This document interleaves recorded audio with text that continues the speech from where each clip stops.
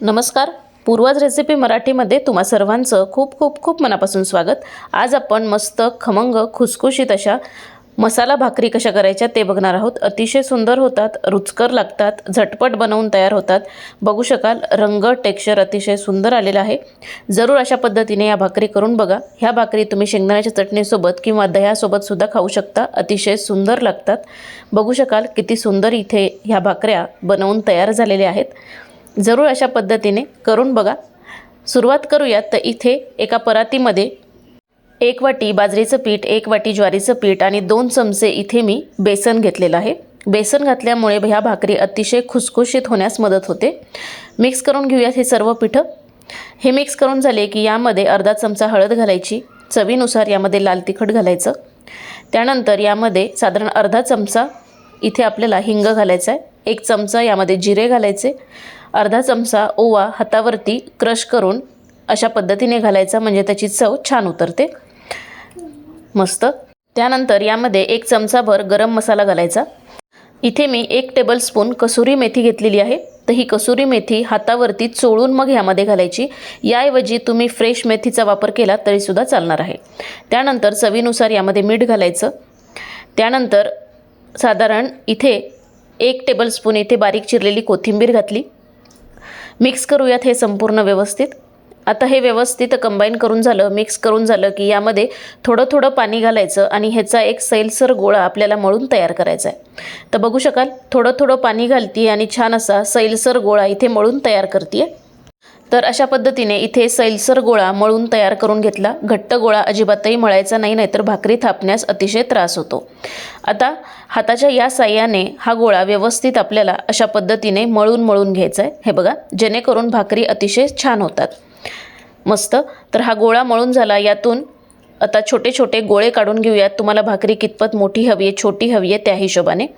आता यातला एक गोळा घ्यायचा आणि अशा पद्धतीने व्यवस्थित आपल्याला हा मळून घ्यायचा आहे। हे बघा, अशा पद्धतीने हा गोळा व्यवस्थित मळून झाला, हातावरती एकसारखा करायचा। त्यानंतर त्याच परातीमध्ये इथे थोडंसं मी ज्वारीचं पीठ लावलेलं आहे, तुम्ही बाजरीचं पीठ लावलं तरी सुद्धा चालणार आहे। तर अशा पद्धतीने हा गोळा यावरती ठेवायचा आणि समोरच्या 4 बोटांनी व्यवस्थित अशा पद्धतीने ही भाकरी आपल्याला थापून घ्यायची। मध्यभागी थोडीशी परत एकदा प्रेस करून घ्यायची, पसरवून घ्यायची, म्हणजे जेणेकरून मध्यभाग अजिबातही जाडसर राहत नाही आणि कडा अशा पद्धतीने व्यवस्थित आपल्याला पातळसर थापून घ्यायच्यात।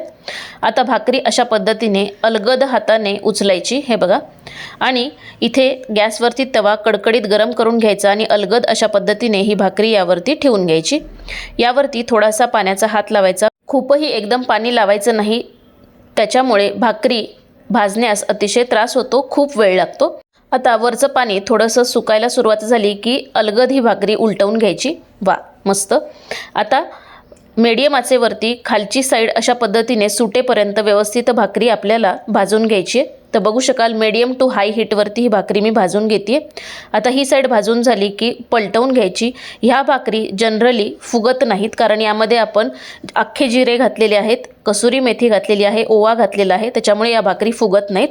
तर बघू शकाल अलट पलट करून छान अशा खरपूस या भाकरी अशा पद्धतीने आपल्याला भाजून घ्यायची आणि भाजून घेतल्यानंतर अशा पद्धतीच्या जाळीवरती ही भाकरी काढून घ्यायची, जेणेकरून ती सॉगी होणार नाही। अशाच पद्धतीने सर्व भाकरी इथे मी भाजून तयार करून घेते। तर बघू शकाल किती सुंदर ह्या भाकरी दिसत आहेत। रंग टेक्स्चर बघू शकाल किती सुंदर आलेलं आहे आणि यामध्ये बेसन घातल्यामुळे ह्या भाकरी एकदम खुसखुशीत होतात, अतिशय सुंदर होतात। ह्या भाकरी तुम्ही लोणच्यासोबत खाऊ शकता, इवन तुम्ही शेंगदाण्याच्या चटणीसोबत खाऊ शकता किंवा दह्यासोबत सुद्धा ह्या भाकरी अतिशय सुंदर लागतात। तर बघू शकाल एक भाकरी तुम्हाला मी मोडून देखील दाखवते। तर बघू शकाल किती छान खुसखुशीत ह्या भाकरी इथे बनवून आपल्या तयार झालेल्या आहेत। रंग टेक्स्चर बघू शकाल काय सुरेख आलेला आहे, अतिशय सुंदर होतात। जरूर अशा पद्धतीने ह्या भाकरी तुम्ही करून बघा, नक्कीच तुम्हाला आवडतील ह्याची 100% खात्री आहे। जरूर करून बघा आणि केल्यानंतर मला कमेंट करायला विसरू नका। अजूनही चॅनलला सबस्क्राईब केलं नसेल तर आवर्जून जाऊन सबस्क्राईब करा, लाईक करा आणि शेअर करा। भेटूयात नेक्स्ट व्हिडिओमध्ये नवीन कोऱ्या अशाच सुंदर छान रेसिपीसोबत।